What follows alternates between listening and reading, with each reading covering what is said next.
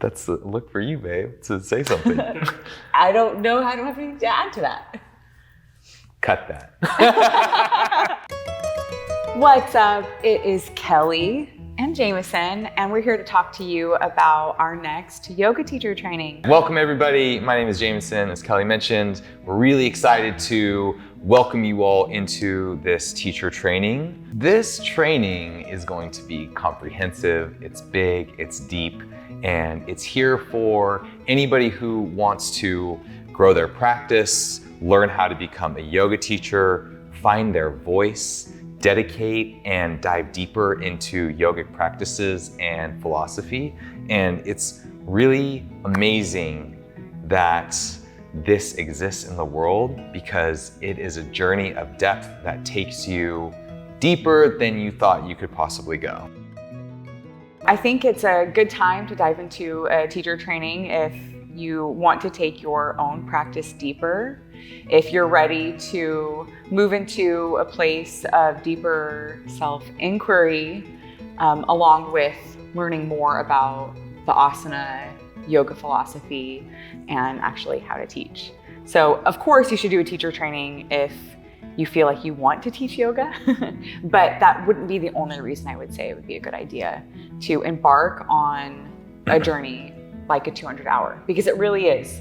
That's the one thing that I can't stress enough, is that it's not a small undertaking. It can be confronting at times, it's awesome, but it literally is something, even if you're like, oh, I don't know if I'm gonna go and actually teach, right? You'll still learn how to teach a class and have to practice teaching, whether that's your end goal or not. So it's a way to develop your voice in general. And so there's benefits no matter what, even if you don't go and teach a class a day in your life. It's our goal that you know how to teach. Like simply, 200-hour teacher training, you got the skills. It's also our goal that you grow as a person, that you learn some of these things and you feel like you've grown not only in your skill level and ability, but also in your mental, emotional intelligence, that you can handle situations a little bit better, take these ancient teachings and apply them to your life so that you have a tool set not only to share the physical practice of yoga with others, but also whenever life comes up in its wild ways, you have the understanding and tools really to be able to approach some of these challenges that life faces. The whole training leads to transformation. There's no way it can't. You're diving super deep into this practice that's been around for so long. And as Kelly mentioned, it's steeped in self-inquiry. So lots of journaling, lots of reflecting, lots of group discussions, lots of taking the yoga out of the physical practice of asana and bringing it into these other areas of our life. And it's deeply, deeply transformative. We go over a lot of things. Base level, we practice yoga asana, the physical postures. We look at the postures, we break them down with alignment points, common pattern, anatomical engagements and movements. And so we're learning a lot about yoga asana. It's rethinking the way that we practice asana. But then we're also bringing in the practice of meditation, teaching you how to meditate, giving you meditation homework so that happens regularly. Same with pranayama, which is breathing techniques. And so these are some of the main practices that we get into, are yoga asana, meditation, and breathing, which are essential for life. We also get into yogic lifestyle. Kelly's got some techniques of self-care and other aspects of yogic living. I like to bring in little self-care techniques, because people quickly learn as they start teaching, like, oh my gosh, I have to up-level my self-care regimen and routines, because it does. You get a lot, but it also takes a lot to hold space, such some transformational ways, like you're holding space for people to work through their own transformations, right? And energetically, it's intense in so many ways. We also go into more of the philosophy too, that outside of the lifestyle tips and things, we go through some of the ancient yogic texts like the Yoga Sutras, the Bhagavad Gita, things that maybe you've like heard your teachers talk about, or maybe it's something that you've come across. So we will brush on all these things. The thing about a 200-hour teacher training is that we essentially want to give like the 101 of as much as we can. And then the thought is that each individual in the training might gravitate more towards one thing or the other, and that's fine. That after a 200-hour teacher training, the journey has actually just begun, and now you know, what do I really want to sink my teeth into? Where do I really want to take this? And you can go down that road. And that's another thing that I think about with the 200-hour teacher training. We teach participants to essentially become yoga guides, where you are learning a little on anatomy, you're learning a little on the sutras, a little on philosophy, a little on pranayama, a little on meditation, all these things, and you'll know enough. It's not like, oh, you're a yoga expert now, like goodbye, you did your 200 hours, you know? Which it's a lot, I don't want to diminish that, but that is not the expectation, and hopefully that's really liberating, that you aren't going to leave this and be expected to know absolutely everything about yoga and be able to answer every single question. No, you will know enough to safely guide a well-rounded class.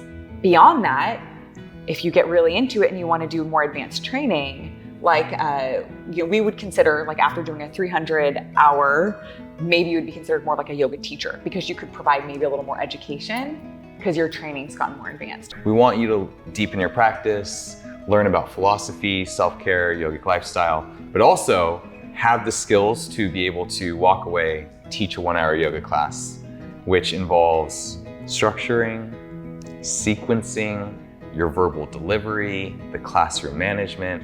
It's actually surprising how many things go into that 60 minutes, but we've broken them down into a series of different workshops that offer them to you piece by piece in small bites so that you can really grasp them independently, and by the end of the training, put them all together and you have the skills to teach a 1-hour yoga class. Because at the end of the day, it is a yoga teacher training, and with everything else involved, the depth that you're going to achieve, we also want you to know how to teach yoga, right? Like ground level.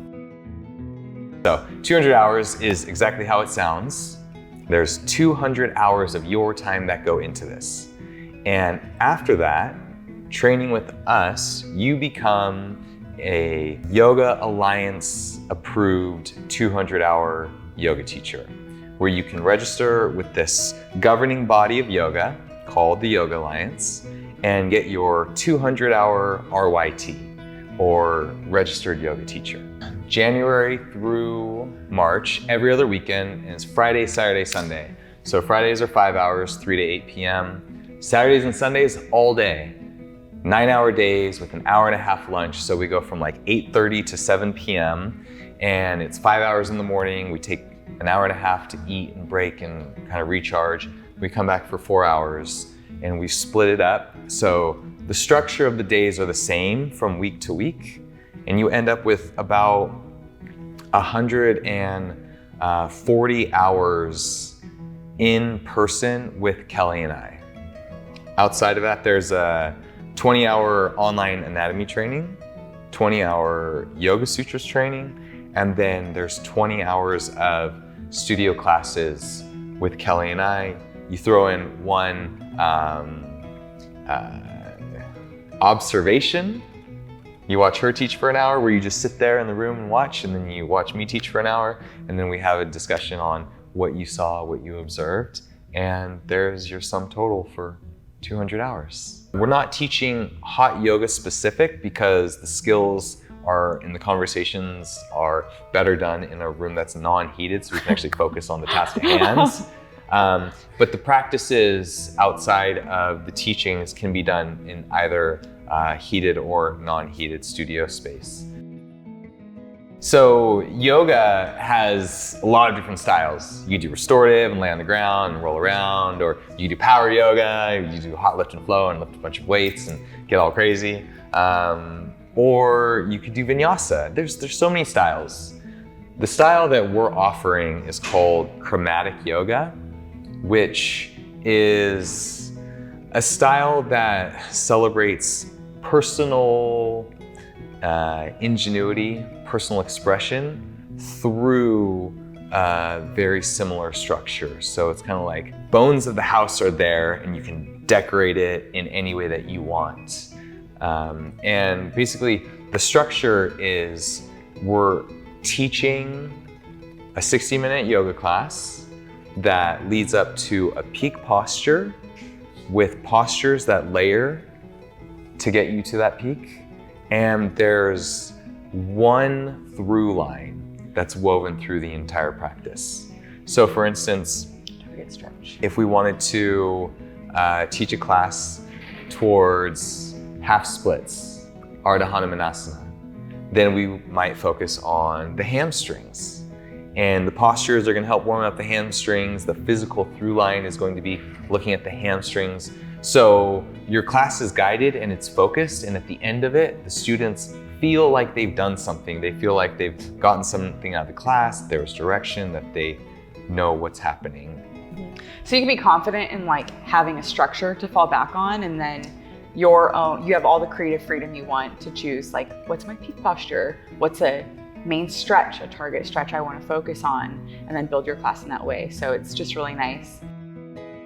The training starts in January and it's set up in 3 tiers. We can, so there's paid in full by December 1st, paid in full by January 12th, which is the beginning of the training, or paid in full by the end of the training, which is March. And the tiers, if you sign up early, it's $3,750.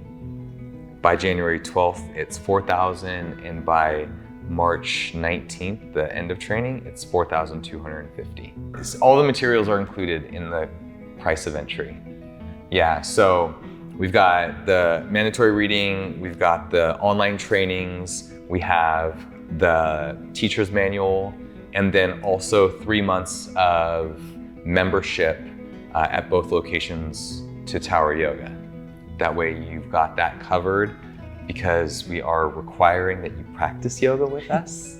And so part of that is building that into the price that says you're covered for those 3 months, January, February, and March, while you're with us. Great question. Are you gonna practice teaching? Yes, literally every single day we're in training. First day. Starting the very first day. Just rip that Band-Aid off. It takes a lot to feel comfortable and find your voice, and it's not something you can do in one session. And so Fridays you're teaching, Saturdays you're teaching in the morning and the afternoon, Sundays you're teaching in the morning and afternoon. So you've had an opportunity to teach other people 25 plus times by the time you're out. And once you have completed it and you're moving into that class in front of a group of your peers, you feel confident, you're ready. It starts out so small, like seriously, like cat and cow. It starts out that small, and it's smaller than that. Even smaller than that. So you build your voice and that trust muscle within you. So by the end, you're, it might still feel like it's something new. You're still figuring out your voice, but you'll be able to lead an hour without it being like, whoa.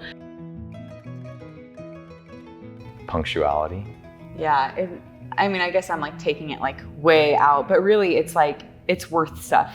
Self-worth stuff is the biggest challenge. I think people's core kind of like wounding gets a little exposed, like for just even that like little example, people don't want to feel like they're wrong or bad, especially like, they're like, man, I can't even get here on time. Like now I'm gonna have to learn all day from someone who just sort of like sees me and sees that for whatever, I'm behind even though I was asked not to be, that There's kind of always resistance. Always. Always. And working with the resistance is part of it, right? Because when you're learning something new, or you're developing new skills, or you're being taught something that you already know, we all know how to speak. We do every day. But then all of a sudden we're trying to teach how to speak and be mindful of tempo, tone, timing, all these things. The goal is not to be free of resistance, but just notice those tendencies when they come up. And it's usually in the face of challenge. Things are challenging. I don't like that. So resistance comes up. This is where the self-inquiry comes in. If we can look at the challenges and what the challenges are evoking inside of us, and if we're feeling the resistance, then look at that resistance and we inquire about it from a place of love and compassion and genuine curiosity, then we start to just be in that resistance, or we stop being the resistance and we can kind of break that down. That allows the challenges to be overcome. You know, we work hard, we study a lot, we know our shit. I don't want to be like overly confident, but you'll get a really good training. It's a really, really good training. We pour our hearts and souls into this. This is our life. We teach yoga and we love yoga. We try and live yoga, and you know, it's there for us when we need it. It's just such a beautiful opportunity for us to continue to extend that to other people, because this is the practice that makes our lives better. And if we can offer that to students in the hope that it makes your life better, then it's totally worth it. My why is to support our community and help people live their best life. Thank you. Yay.